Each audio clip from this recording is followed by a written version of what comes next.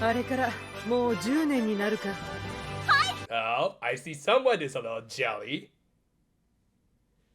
Yeah, I know this is marmalade, but I don't have anything else right now.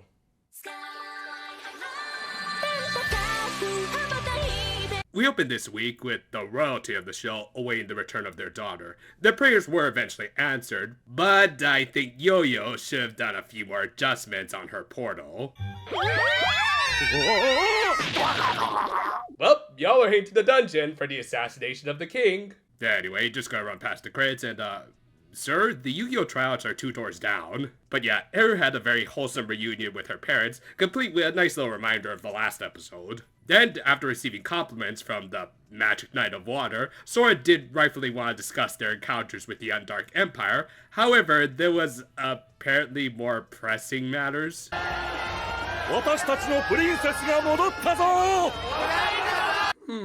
This seems vaguely familiar, but I can't quite put my finger on it. Seriously, why is it that all the fantasy kingdoms in this franchise end up simping for the princesses? Anyway, they did eventually talk about the Empire, whilst replacing Elle with her plushie in this scene. And they assured the Precure that they deal with the baddies from now on, but rightfully, they insisted on sticking around, considering a freaking pig managed to bulldoze them last time. Granted, maybe that was because this character wasn't around. それがヒーローです。ヒーローか。Shoot, I thought for sure we were gonna get Takako Honda, but instead we get Mitsuki Saiga. I mean, nothing against the lady, but yeah, I was just hoping that I could go all the way with my Nightmare Moon reference. But yeah, while certain twists still could happen that we'll talk about later, I will say I'm pleasantly surprised that they did pull the obvious card of having this character be voiced by the big bad of the series, instead by one of the most famous VAs who can do all genders. シャララ隊長ですよ。シャララ隊長はそのリーダー。世界で一番強い剣士。 I think she was also your non-binary servant in another universe. Also, I'll say right now, I really like Shalala's design. It's appropriately very heroic and clearly has a lot of elements that Sora likely recreated for her Precure persona, in particular the cape. Now, of course, this was because she was the hero who had saved her a decade prior. Thus, the next day, Sora decided to restart her original goal from the beginning of the series and become a member of the Royal Guard under Shalala. Meanwhile, Masho and Tsubasa were just kind of hanging out in the kingdom, and I guess also bought some new clothes in between. Yeah, I heard it, Shalala, this place really needs to work on its fashion sense. Granted, through some nice subtle storytelling, it was hinted that Mashiro was a little distracted to the point that she turned down a reward from the king, even though her granny had asked her to bring back some sky jewels. Gee, I wonder what could be on her mind. Back with Sora, some redhead named Berry was appropriately acting a little sus and accusing Sora of not being worthy of the position in the Royal Guard. As a result, the two ended up having a duel, no not yet, to prove Sora's worth. She was offered a weapon for her choice, but of course, practically being a shonen protagonist, she decided to just go in fisticuffs. Meanwhile, Miss Berry had a glove with a blue stone in the middle. Oh god, this story is gonna become a complicated mess, isn't it? And appropriately, we got more of that awesome music from last week, as we got a pretty impressive non-transformed fight from Sora. Yeah, a bit of a rarity these days, especially against non-supervillain characters. It just adds an interesting new layer to it. And it was a pretty even fight until the waifu came a-knocking. 差し入れ、こんなに入れます？うちのソラちゃんをよろしくお願いしますってこと。 You can really tell she wants to say my Sora. Fortunately, Sora managed to make a comeback and win the fight. She then gave the young soldier a dressing down, which, yeah, we'll talk about in just a bit. Anyway, our protagonist managed to finally accomplish her goal of joining the guard and gave a salute to everyone that looked more like she was saying, I respect you, bro. This led to having a short recap of the kind of crazy chain of events and coincidences that led to her achieving her dream. ヨヨさんはそうは言いませんでした。出会いに偶然はない。人と人が巡り合う。 Oh, come on, you just stole that from that one dude on TikTok. But yeah, a nice scene, especially this bit at the end of the original duel agreed to stick together from here on out, which I'm sure won't raise any unfortunate flags for later.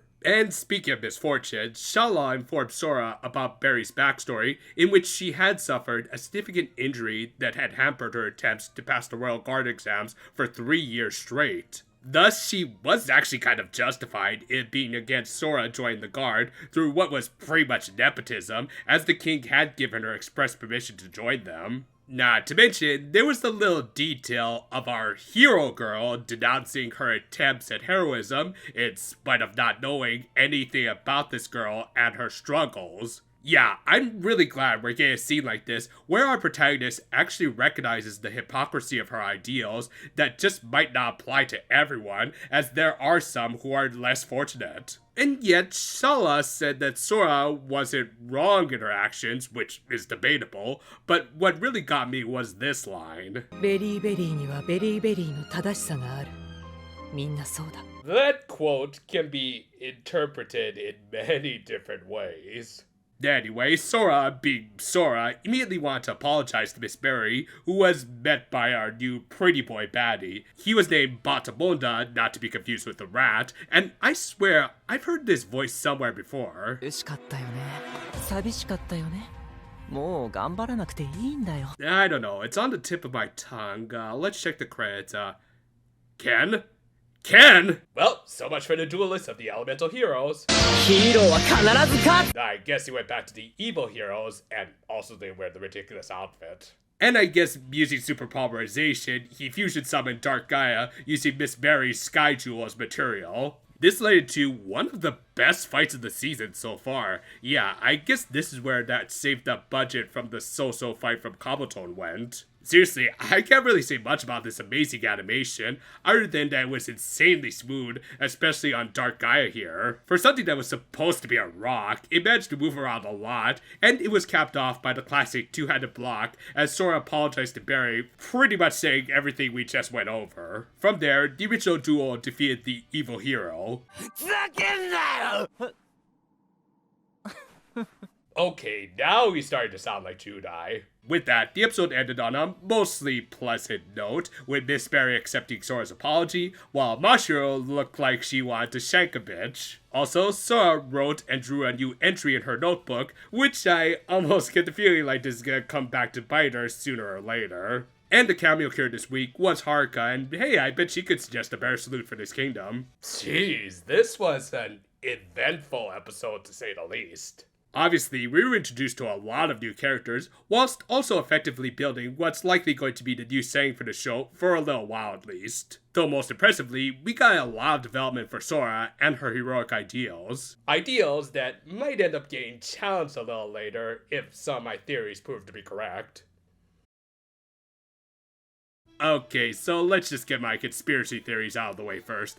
I think Shala is gonna turn out to be a member of the Undark Empire, maybe even the second in command to the Big Bad. After all, how else would Kabuto be able to sneak into the palace so easily? Hell, maybe even her rescuing Sora was just happenstance, as she was actually going to meet with the Empire at the time. And more than anything, this one quote makes me believe that her ideals of righteousness might not end up matching up with Sora's, or even most people's, depending how extreme they are. Those are just my thoughts, and kind of hopes, as I do want to see them do the Fennel twist again, though this time have the trainer have a direct connection with the lead cure, which in Sora's case couldn't be tighter, and in turn more tragic if it actually comes to pass. And with that out of the way, I will say this episode on its own was a great start to a new story arc. I really appreciate actually getting to see Skyland, and am looking forward to it receiving some much needed world building. For this episode, we got to see their military and the soldiers that made it up. Berry was a great victim of the week, as her situation really might up Sora's heroic ideals